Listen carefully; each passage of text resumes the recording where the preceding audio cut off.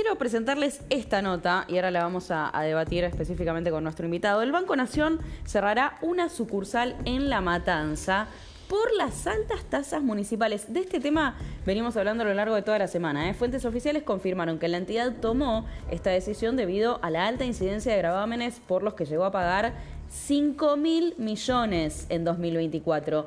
Las cuentas que operaban en la sede de Ramos Mejía, que dejará de funcionar el 30 de abril, ahora van a pasar a la de Ciudadela.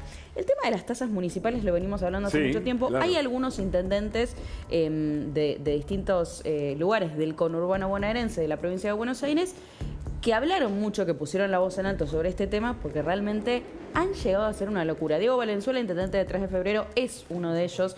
Está aquí con nosotros y le damos la bienvenida. Intendente, bienvenido, buenas tardes, ¿cómo estás? Hola, Diego. ¿Qué tal? ¿Cómo andan? Buenas tardes, noches. Un gusto estar acá con ustedes. Interesante, ¿no? El dato que además posteaste, entiendo, lo revelaste. ¿Por qué esto de la vacunación? Bueno, porque me parece que todos tenemos que poner un granito de arena para bajar la inflación y en este caso para mejorar las condiciones de los créditos. Porque lo primero que hay que decir es que un banco no hace caridad. Claro. Es un negocio, tiene un spread y claramente cuando le aumentan una tasa o le ponen una tasa exorbitante la traslada a precios, no la asume de su rentabilidad. Claro. O sea, la traslada al costo de los créditos. Así que acá esto es un reflejo de que la competencia tributaria funciona. Muchos intendentes piensan, para mí erradamente, que las empresas no van a chillar, que no se van a ir. Le cobro lo que quiero, total están acá y se quedan para siempre. Claro. A pesar... Cautivas. Son rehenes de las altas tasas. Y vos fijate lo que pasa en supermercados, combustibles y ahora en bancos. Claro. En supermercados hay algunos que están haciéndole juicio. A Lanús, por ejemplo, claro. Que han puesto cartelitos que dicen acá los precios son más altos porque hay una tasa alta. En combustibles, bueno, también está judicializado el tema de la tasa vial. Son las mismas empresas desligándose y diciendo yo no te quiero cobrar esto, pero me están obligando a ponerte este precio casi. Y ahora el Banco Nación encontró algo muy creativo. Primero, hizo un estudio de las tasas en todos los municipios del país, donde hay sucursal. Ranquearon y dijeron cuáles son las más caras. Y empezaron a conversar, a mandarles carta documento, a pedir reuniones a los más caros. Uno de los más caros es Matanza. Le dieron la oportunidad a la Matanza de bajar la tasa, no es que lo hicieron de una. Claro. Le dieron meses, no contestaron. La tasa en Matanza para servicios financieros es 7,5%. En 3 de febrero al lado, 0,42. Pará, repetimos el dato, 7,5 a 0,4, ¿no? Así es. ¿Y saben a cuánta distancia están una de otra sucursal? 15 cuadras.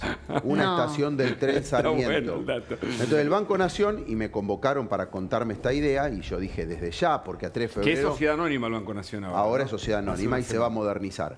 Bienvenida esta cartera a 3 de febrero porque a mí, con tasa baja, me aumenta la recaudación. Porque van a venir todos los préstamos y todas las actividades bancarias y comerciales de Ramos Mejía a Ciudadela. Se cierra directamente en Ciudadela, en Ramos, porque no quieren pagar más esa tasa delirante. Entiendo que haces esto ateniéndote a las consecuencias porque te salieron a responder, obviamente, y te dijeron que incluso te robaste un banco. No, lo dijeron. No, te lo dijeron, ¿o no? Fue un título ganchero de un medio. Fue a favor mío usando una metáfora que en realidad tiene que ver. 3 de febrero, menos impuestos, más trabajo. Tenemos una sucursal en Ciudadela, pagan pocas tasas. El banco dijo, cierro acá y mudo la cartera al lado. Pará. Lo de te robaste un banco, o sea, yo te tenía como periodista, historiador, bueno, ha sido productor. Seduje un banco, digamos. Claro, pero lo seduje y se vino de mi lado. No me imaginaba que te había robado un banco, que fue un meme, algo así, ¿no? Las redes son fatales, son terribles. Pero acá lo primero que yo quiero decir es que no es contra los matanceros. Los vecinos de La Matanza no tienen la culpa del gobierno que tienen. Van a seguir siendo atendidos igual en Ciudadela. Y los trabajadores del banco no se despiden, se reorganizan y muchos van a venir a trabajar a Ciudadela. Ahora, esto, bueno, es increíble, ¿no? Digo, ¿por qué sigue pasando esto? Porque lamentablemente... Digo, ya hablamos un montón de veces de cómo hay negocios que terminan cerrando, etcétera, porque no pueden sostener tampoco esto. Y es una locura. Fíjate que además en la provincia el ingreso bruto es altísimo. Entonces vos vas a una provincia y pagás 9% de ingresos brutos y además, en el caso de La Matanza, 7,5% al municipio. Es una enormidad. Ahora, la inseguridad en la provincia de Buenos Aires, en el conurbano, este año ha crecido. Los datos del 2025 son dramáticos. Pero mirá, ¿qué opinás de esto, no? Porque esto es un hecho político de las últimas horas. Es Axel Kicillof, lo deducimos por su fisonomía, Movimiento Derecho al Futuro, intentando separarse Cristina Fernández, a quien ve como lastre. Nos lo preguntamos y te lo preguntamos. ¿Qué pensás? A mí Kicillof me desorienta. ¿Por qué? Y sí, porque va a contramano de la gente. En lugar de dedicarse a resolver los problemas de los bonaerenses, se dedica a su campaña 27. Y tiene dos obsesiones. Una, Milei, porque dice que él está poniendo un escudo para proteger a los bonaerenses de Milei.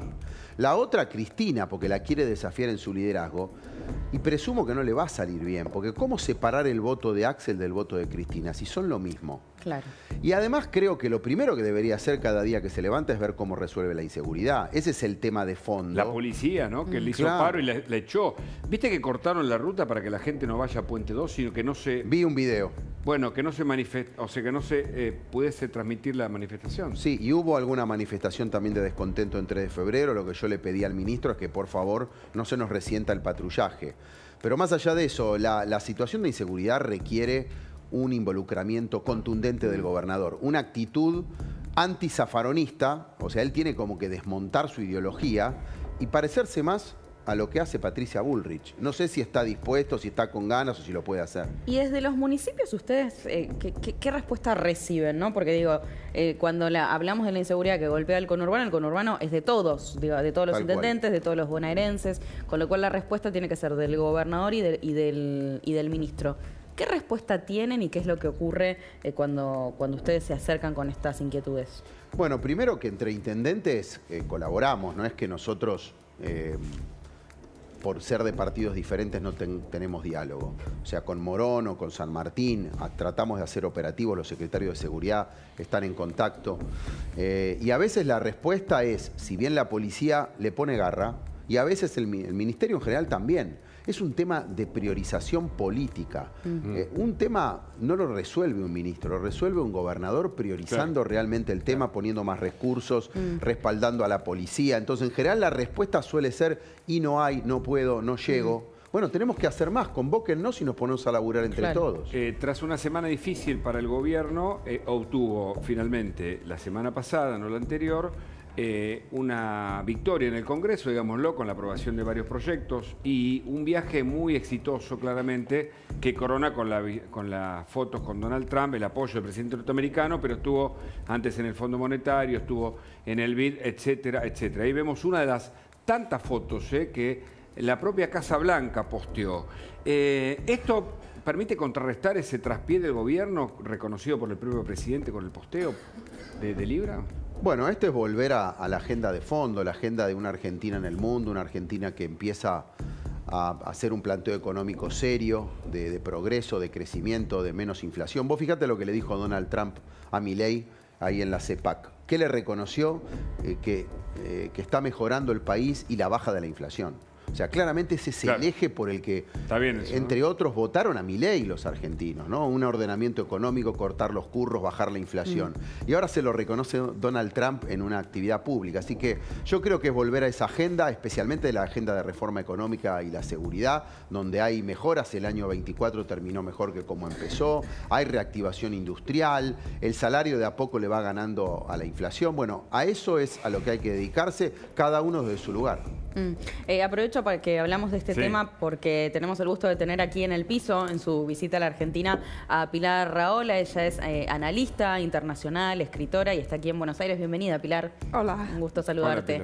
Hola, y aprovecho que estábamos hablando de este tema para preguntarte tu mirada, ¿no?, sobre lo que ha ocurrido con Javier Milei y también esto que deja el fin de semana del presidente de gira en Estados Unidos con la CEPAC también. Bueno, yo creo que el encuentro con Trump de alguna manera consolida una semana que empezó muy mal y acaba bien, porque es evidente que estamos hablando del aval del presidente de Estados Unidos, que ha recibido a muy pocas personas. La primera visita que recibió fue la de Netanyahu.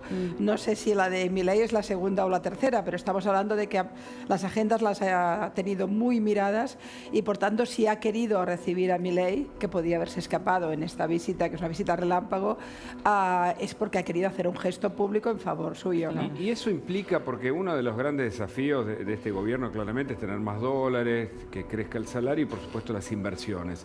Vos que tenés una mirada más desde el exterior, pero además como periodista, ¿Ves que esta agenda internacional del presidente puede augurar expectativas de futuro? Sin ninguna duda da seguridad jurídica. A ver. Es decir, la imagen de un presidente capaz de tener un encuentro como este, de tener un papel internacional. A ver, no estábamos acostumbrados a una Argentina que se sentaba en la mesa de los mayores. No, eso es Durante cierto. la época del kirchnerismo esto no pasaba. Las mesas eran otras y no eran especialmente buenas. Irán, Cuba, Venezuela. Exacto, el eje bolivariano no te daba seguridad jurídica, ¿no? Visitas como esta o la imagen de un Milei que cuando va por el mundo es recibido y es escuchado, aunque luego haya críticas o no las haya, pero sí que da una sensación de, como mínimo en lo económico y por tanto en el tema del gasto público y del dinero público, una imagen de seguridad. Sí, la da, no tengo ninguna... Y además creo que como empezó la semana con un escándalo vinculado a las criptos, un escándalo de tipo económico, la cierra diciendo todo continúa bien, todo continúa igual. Tenemos este problemita que hay que resolver, que es un problemón, pero que hay que resolver, pero justicia, ¿no? se acaba bien. Milei vuelve de una visita como esta realmente O sea, lo triunfante. fortalece frente Sí. a lo que ocurrió la semana pasada, esto lo fortalece, decís. Lo fortalece a él como presidente y lo fortalece en su política económica. Esto me parece bastante evidente. Y deja un poco la oposición un poquito más tocada. Tampoco es que no tiene oposición. Yo lo que estoy viendo estos días que estoy aquí, bueno, siempre os sigo muy de cerca, Sí, pero sí, ahora lo sabemos, tengo sabes. un poco más de proximidad, ¿no? Es que Milei puede equivocarse poco o mucho en según qué momentos, pero lo que tiene delante no existe. No hay, porque la oposición que hay es antigua, es de la vieja política, es de la vieja historia y ha sido caducada por las urnas. Con lo Claro. cual, aunque puedan tener unos buenos resultados en las próximas elecciones, como quieran, hoy por hoy no hay ninguna voz que sea creíble para enfrentarse ¿Qué a él. significa que es oposición antigua? Pues que hacen, Milei ha ganado con una política nueva. Y ha ganado rompiendo esquemas y rompiendo límites. Y en cambio la oposición hace un discurso, un relato muy casta, antiguo. decís. Es un relato de casta, es un relato de sistema, es un relato en ese sentido muy antiguo. A mí la oposición más importante que he visto estos días ha sido Macri. O sea, Es interesante. Hay ¿quién un ha tema tenido- ahí, quién porque ha el PRO lo tenido más? acompaña en el Congreso, pero a la hora del armado de listas o de la configuración de alianza para el año político, no sé si está tan cerca, ¿no? Bueno, las alianzas políticas tienen eso, que uno se alía pero no se casa. Y de vez en cuando los aliados necesitan marcar territorio y marcar el límite, ¿no? Yo creo que Macri, que ya debe tener una interna complicada en el tema de si van o no van con la Libertad de Avanza, pues lo que ha hecho ha sido marcar posición. Y evidentemente tiene mucho más crédito a la hora de ser escuchado en una crítica o en otra que una Cristina Kirchner que ya no escucha a nadie, ¿no? Claro. Que es un poco esa zombilandia, por tanto ahí no hay... Perdón, pero a mí me parece... Está bien. Vos decías recién, Pilar, que en tu opinión Javier Sí. Milei ganó por hacer política nueva. Nos preguntamos, bueno, ¿qué es política nueva? Luis Gasulla trae algo que tal Sí. vez pueda llegar a tener que ver con esto. A ver. Bueno, porque fue tendencia a la palabra patrullero. ¿Por qué? Porque hubo un acto político y aparecía la propaganda política. Qué bárbaro. Y entonces fue la tendencia. Esto es Provincia de Buenos Aires, Movimiento al Sí. Futuro. Esto pagamos con tus impuestos, decía el acto. Y algunos decían, pero estos que están pintados, los usan los patrulleros de la Provincia de Buenos Aires, en el que el conurbano, según todas las estadísticas, hay 13 asesinatos por día. Me hizo acordar a Fuerza Buenos Aires, ¿te acordás de Bernie en su momento? Claro, Para hablar, ¿no? Pilar, ¿Qué te llama la pensás? atención de esto, Pilar? ¿Perdón? Si es que algo te llama la atención de esto, vos que lo ves con otra idiosincrasia de otro país, ¿no? Desde afuera, claro. Me parece extraño que se use para la propaganda política lo que es un servicio público. Esto de entrada. No conozco bien el caso. Si la única propaganda es recordar que con los impuestos se pagan los servicios públicos, bueno, es más permisible, ¿no? Pero de todas formas yo creo que precisamente todo lo que tiene que ver con el Estado de Derecho, todo lo que tiene que ver con el servicio público, tendría que estar exento de la batalla política. Eso me Está parece, muy bien, está muy me bien. parece la ABC de la Un política. ideal. Recordemos, Diego, recordemos por favor. para Pilar que acá hasta las ambulancias, hasta la vacuna, todo te ponían con la carita del político y Esa es había la que cosa, agradecerle prácticamente. Pero así les fue. ¿eh? Sí, es cierto, así no fue. Me Diego, gustaría- a vos no- sí, Diego, no te No, resulta tan acotar a extraño esto, que ¿no? uno Sí. ve patrulleros, pero el gran problema de la seguridad en la provincia es la falta de recursos humanos. Claro. Además, No hay policías caminantes en los barrios del conurbano que deberían complementar un patrullaje que debería ser más nutrido. Entonces, a veces muchos intendentes van a la solución fácil de comprar un móvil, plotearlo, sacar una foto. Y en realidad la agenda es mucho más profunda, ¿no? Claro, que eso, es el recurso humano, es equiparlo, es respaldarlo, es cambiar la mirada, que la seguridad importe, que importe la víctima y no estar permanentemente justificando al delincuente. Claro. ¿Eso pasa? ¿Eso Sí, pasa? sí, claro, porque hay Está sorprendida Pilar, un me modelo encanta. ideológico Como en un laboratorio, que termina ¿viste? no actuando en el territorio, en la protección de los vecinos, Claro. porque contempla el delito como un problema social. Perdóname la trampa, pero era una pregunta retórica. Sí, sí, sí. Esto, está claro. hay determinada izquierda que hace un discurso muy woke, muy, Claro, claro. muy antiguo también, pero a la Porque vez vienen muy de los presente. centros de estudiantes a veces Sí. y tienen una idea de que la policía es mala y es represora. Y la policía está para cuidar a Claro, la sociedad. claro. No entienden una cosa básica, que es que la libertad te empieza prohibiendo. Total. Está Bueno, muy bien, está muy bien. Bueno, y además, digo, desde los impuestos hasta el orden, ¿no? que tenemos, hay algo que está pasando ahí. Pero hablando de elecciones en Alemania, Pilar, ganó la derecha. ¿Esto qué significa? Ahí vemos, ¿no? Merkel es el conservador que desafía el legado de Merkel en una Alemania en crisis, ¿no? Sí. Merz, que ganó, bueno, a los 69 años. Pero Y quedó en segundo lugar la ultraderecha, ¿no? Que eso también es noticia, con Sí. un crecimiento importante. Bueno, respecto al anterior. está marcando la tendencia en Europa y esto es muy importante. Lo que pasa es que Alemania es Alemania. Alemania es el centro Sí. de todo. De hecho, cuando Europa ha ido mal, solo funcionaba Alemania. O sea, si no tenemos en cuenta la City y Inglaterra que ha hecho su camino, ¿no?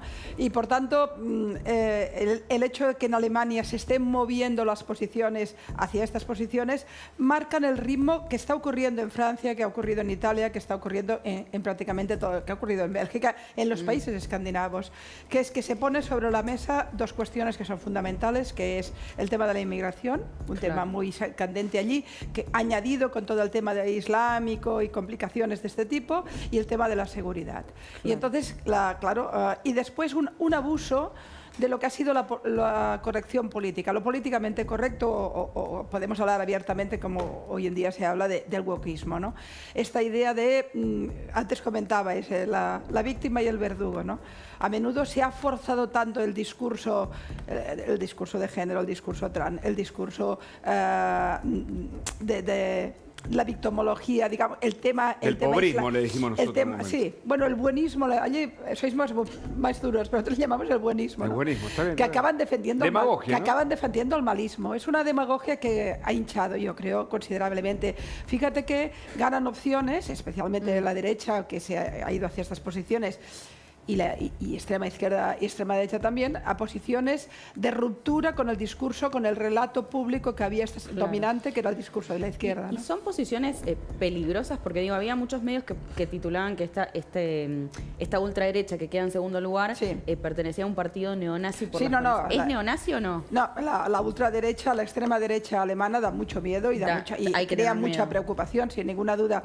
Claro, un problema del abuso que ha hecho la izquierda de determinados conceptos, especialmente también la extrema izquierda, en España lo puedes ver con el caso Podemos, por ejemplo, hace que al otro lado crezca la derecha, pero también posiciones de extrema derecha, que son más preocupantes. Y el caso alemán, sí, ciertamente, el partido que ha quedado segundo es un partido que tiene raíces nazis, claramente. Y sin embargo tuvo apoyo de Elon Musk, de J.D. Vance, Víctor Orbán. Bueno, porque yo creo, no acabo de entender qué le pasa a Vance y a Musk y tal con el tema nazi, que creo que no lo entienden bien o peor, no quiero pensar peor, lo entienden bien y lo usan. No se dan cuenta del papel que tiene esa simbología en Europa. Claro. Es decir, igual en Estados Unidos levantar la mano de esa manera, bueno, mira, una gracia más de las muchas que hacen, la motosierra y la mano. Pero cuando tú haces esto en Europa, fíjate qué ha pasado incluso con la extrema derecha francesa, que se fueron de la cumbre. Claro, en la herida del nazismo en Europa sangra aún y ha partido completamente la historia de Europa. De manera que jugar con esas simbologías preocupa mucho. Y en el caso alemán es evidente que es preocupante. Querías decir, Sí, venía para acá y tratando de entender y de informarme de esto de Alemania, y me encontré con el perfil de este Friedrich Merz, que fue político, se opuso a Angela Merkel. Merkel se puso al centro, él estaba más a la derecha. se retiró, se fue al sector privado. Es muy bueno ver un político que viene del sector privado. Le fue muy bien en empresas de Alemania y ahora vuelve fortalecido, gana la elección. Es conservador, es de centro derecha, podríamos decir, ¿no? Y tiene una frase que me gustó mucho y habla del clima de época que engancha con la Argentina de hoy. No hay prosperidad sin esfuerzos. Fundamental. Es el concepto de la motosierra en versión alemana, que siempre es más fácil. La lógica del esfuerzo, del Pero además mérito. estas elecciones son la gran derrota de Merkel. Claro. Esto es evidente. Sí. Seguimos con la agenda internacional porque el dolor por la familia Vivas, por los chiquitos y su mamá asesinada cruelmente en manos de los terroristas de Hamas, nos impacta. Liberaron a 6 rehenes ayer, sin embargo hay 63 todavía personas en manos de la organización terrorista. La historia de Omer, que fue liberado ayer, la vamos a repasar. Mira, acá está su mamá. Pude estar con ella hace algunos meses atrás en Israel y acá pedía por Omer, porque Omer es un chico además enfermo, 20 y tantos años. Se lo llevaron después del Festival Nova, el festival de música, que fue justamente atacado. Y allí vemos cómo la mamá nos mostraba el momento en que lo secuestraron a su hijo. Qué tremendo, ¿no? Es tremendo. Esa grabación, ¿no? Es tremenda esta grabación, porque este video después se lo conoció de este modo, lo vamos a ver a pantalla completa. El chico tenía varias enfermedades, después vamos a ver el encuentro con su mamá. Así. Este es el video que nos mostraba su mamá, mirá. Así se lo llevaban a Omer, ¿ves? Dios Lo mío. golpeaban, lo vejaban.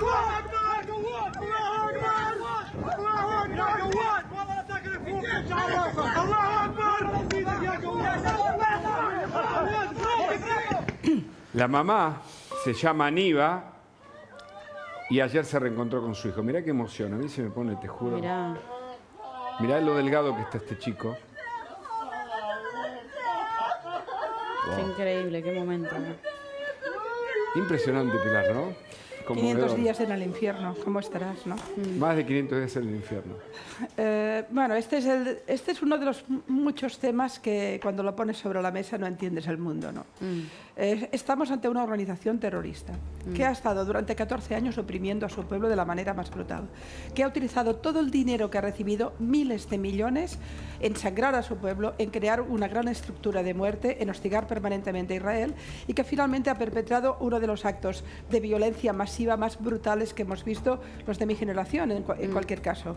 Un pogrom de esta naturaleza yo no pensaba haberlo vivido. Como mujer que lucha por los derechos de la mujer, no me imaginaba vivir un festival de violaciones y vejaciones sexuales como los que se han vivido con niñas, con adolescentes, con niños, con gente mayor.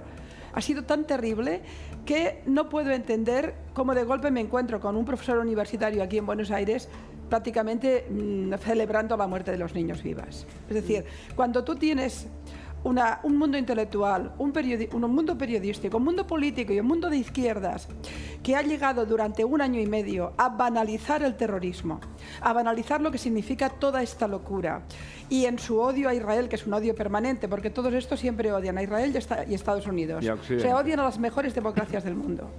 Pero, sin embargo, no han tenido ninguna empatía por lo que ha sido el dolor tan brutal de Israel. A mí de alguna forma me explica por qué le van a ir tan mal las cosas a esta izquierda, a este wokismo salvaje, que no entiende que el terrorismo es terrorismo. Es decir, cuando tú tienes gente joven que está yendo a un festival y ves chicos que están bailando y le empiezas a disparar o a violar o a llevártelos, ¿qué hay en esos cerebros?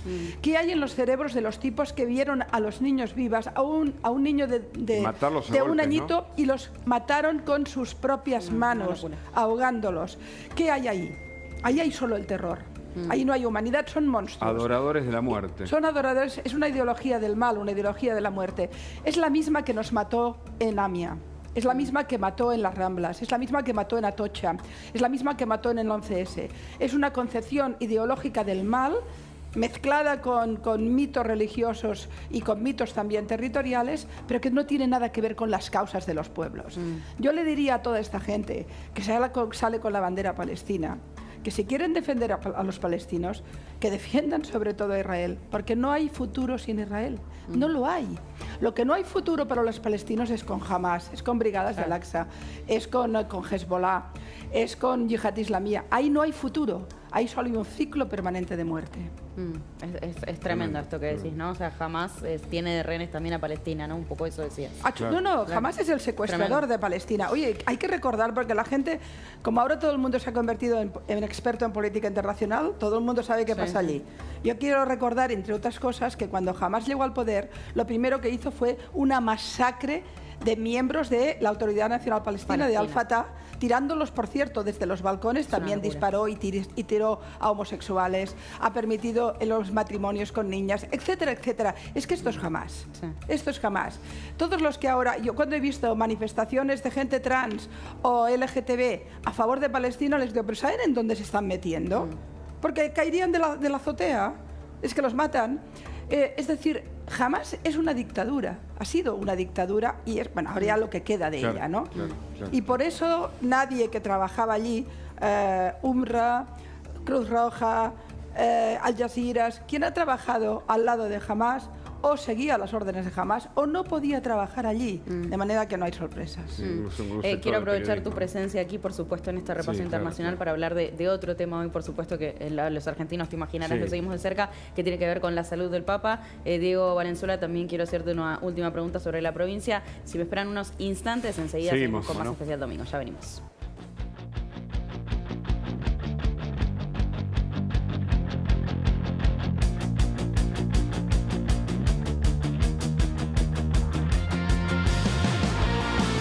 Entra en lanación.com.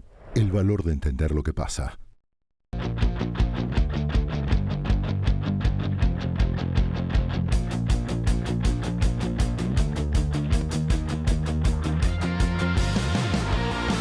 Y esto es lo que le preguntábamos a Pilar Rahola, ¿eh? En este momento, La Nación, la salud de Francisco sigue con pronóstico reservado y en estado crítico, pero la buena noticia es que no tuvo más crisis respiratorias. ¿Qué impacto tiene esto en el mundo, Pilar? Y bueno, por supuesto, si tenés más información también es bienvenida.